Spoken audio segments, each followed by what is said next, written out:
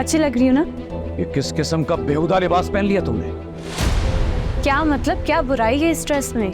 क्या अच्छाई है इस लिबास में? बुराई ही बुराई है। दोबारा इस किस्म का बेहुदा लिबास पहनकर मेरे सामने मत आना। लेकिन अब ठीक अभी जाओ और चेंज करो।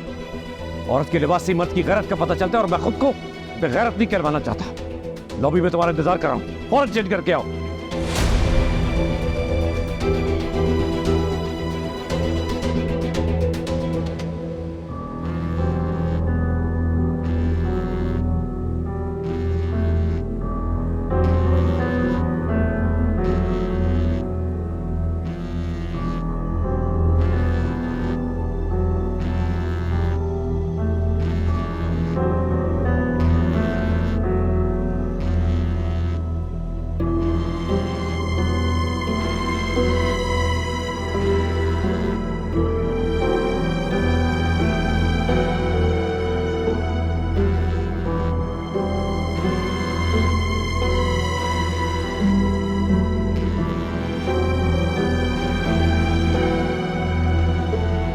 कितनी देर लगाती हैं आप फोन उठाने में?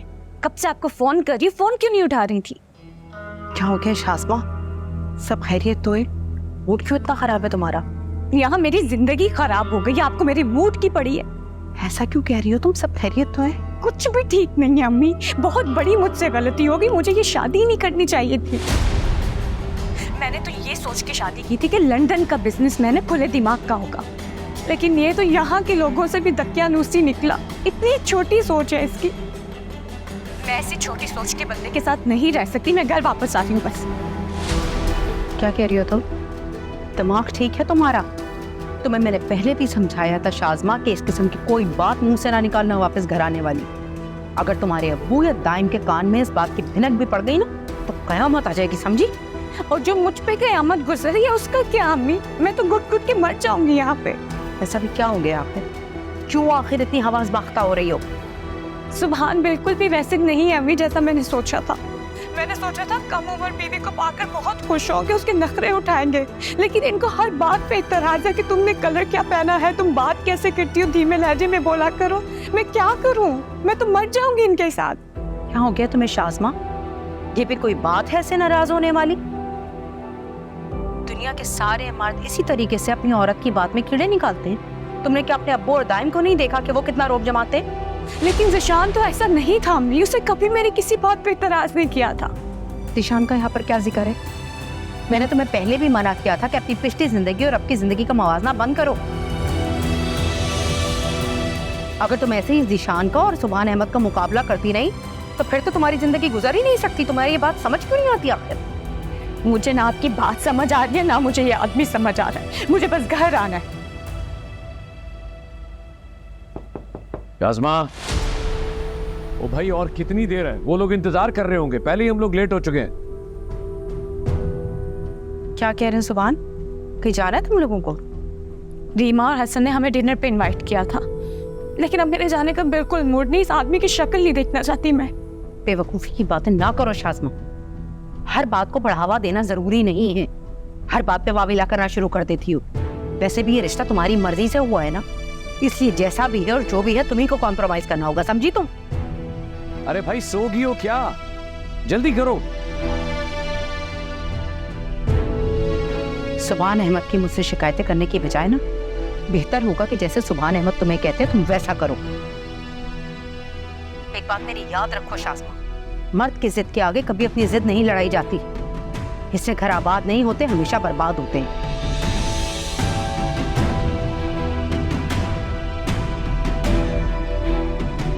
अगर इस दफा तुम्हारा घर टूटा ना तो इसका नुकसान सिर्फ तुम्हें होगा। और ये भी दिमाग में रखना, वापसी के रास्ते इस घर के दरवाजे तुम पर बंद हैं।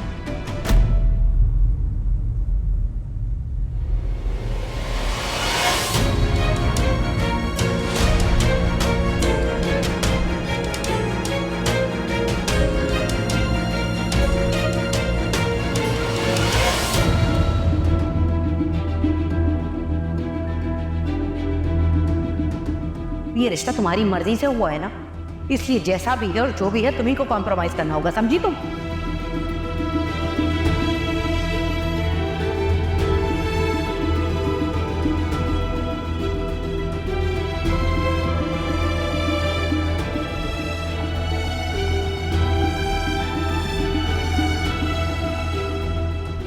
इस दिन के लिए, इस दिन के लिए मैं आपको समझाता था कि उसकी इतनी तरफदारी मत किया करें अम्मी। वो पछता रही है ना, अपना सर पीट रही है ना।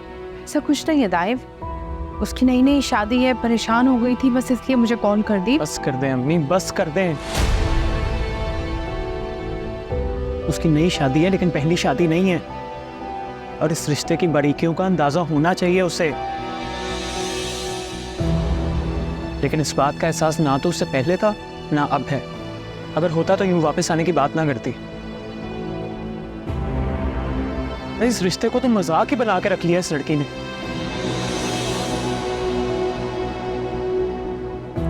मुझे तो अब्बू की फिक्र हो रही है, उन्हें पता चलेगा तो उन पर क्या बीतेगी। आगे उनकी तबीयत इतनी खराब रहती है अम्मी।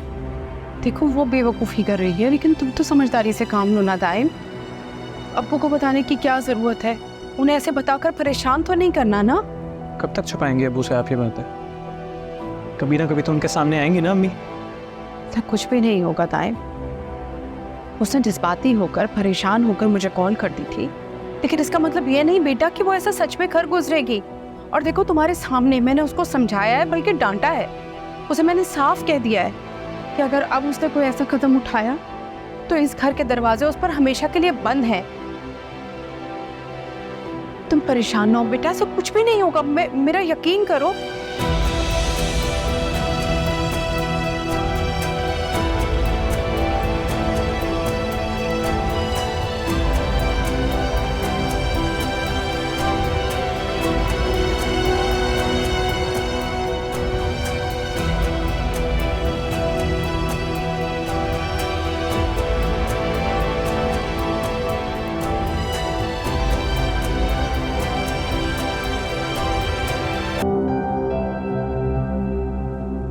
मेरा आज सारा दिन बिजी रहेगा।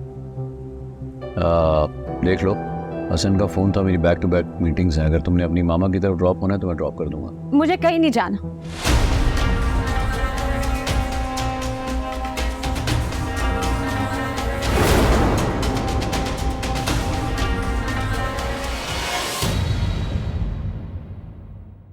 So